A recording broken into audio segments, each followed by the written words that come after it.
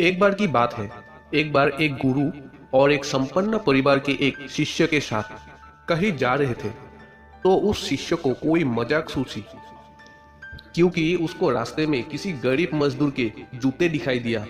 उसने गुरु से कहा, गुरुजी, अगर हम इन जूतों को छुपा दे तो कितना मजा आएगा। देखते हैं कि मजदूर पर इसका क्या असर पड़ता है।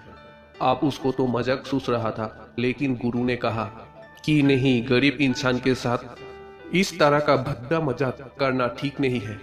उन्होंने कहा, क्यों ना हम इन जूतों में कुछ सिक्के डाल दें और देखते हैं कि इसका इस गरीब मजदूर पर क्या प्रभाव पड़ता है।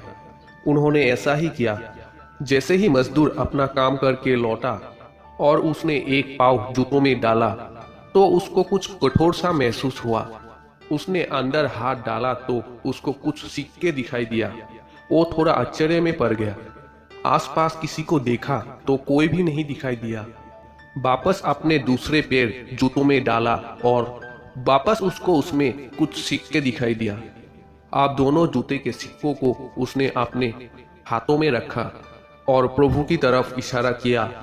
प्रभु, पता नहीं किस भले मनुष्य ने ये सिक्के मेरे जूतों में छुपाए हैं, लेकिन जिसने भी छुपाया है उसको मेरी दुआ है, ताकि इन पैसों से मैं अपने बच्चों और पत्नी के लिए कुछ खाना और दवाई ला सकूंगा।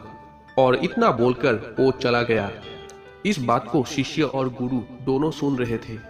अब गुरु ने शिष्य से पूछा कि अब तुम मुझे बताओ कि तुम्हें कैसा महसूस हुआ, तुम्हारी पहली वाली मजाक या मेरा ये तरीका। तो उन्होंने कहा कि गुरुजी, मैं आपसे क्षमा चाहता हूँ। अब मुझे समझ आ गया है कि सच्ची खुशी किस चीज में है। जब हम किसी की मजाक उड़ाते हैं तो हमें उस पल का आनंद मिलता है, लेकिन इससे हमें बद्दुआ मिलता है।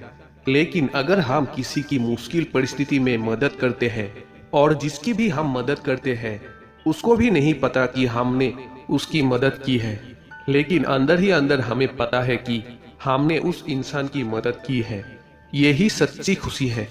जब हम दूसरों को खुशी देते हैं तो हमें सच्ची खुशी मिलती है। किसी की मदद करके भूल जाना एक अच्छा स्वभाव है। आशा करता हूँ आपको ये कहानी अच्छा लगा होगा। तो कमेंट पर जरूर बताइए और साथ ही चैनल को सब्सक्राइब भी कीजिएगा। मिलते हैं एक नया कहानी के साथ।